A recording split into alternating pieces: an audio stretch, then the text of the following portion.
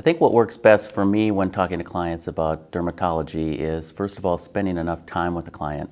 So I like to take 60-minute appointments. This allows me to do a thorough examination, get a thorough history, and probably most importantly, to spend the time educating, talking to the client. I think it's really important that we prepare the client. We want to set realistic expectations for them, but stay positive, so that because a lot of times they're not feeling real good about this has been a chronic condition often.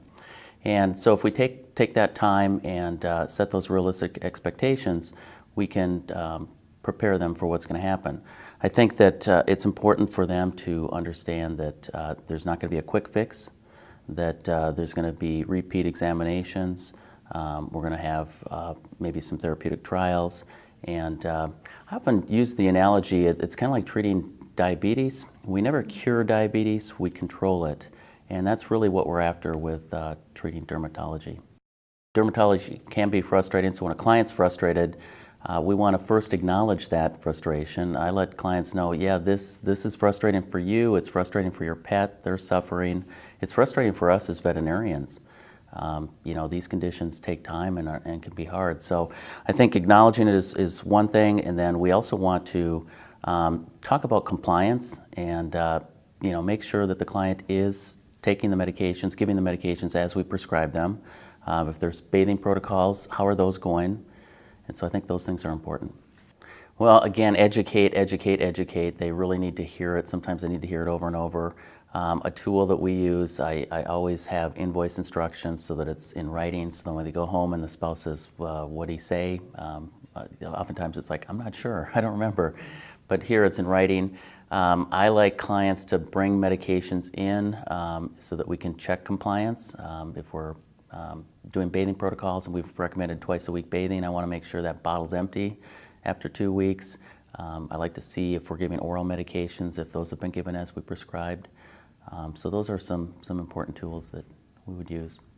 I think it's important that we own the medical decision when we're treating a pet and not the financial decision. So I always think it's best for us to put out there what we think is best for the pet.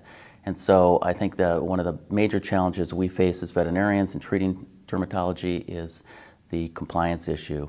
So oftentimes in my practice, I think it's really important if we can get a medication that we can give once a day instead of twice a day. That's very important. If we have a medication that we can give once with an injection, I think that's even better. We take compliance out of the equation, and that helps the client. That being said, I think if clients are unwilling to follow our recommendations, we should always have options for them too.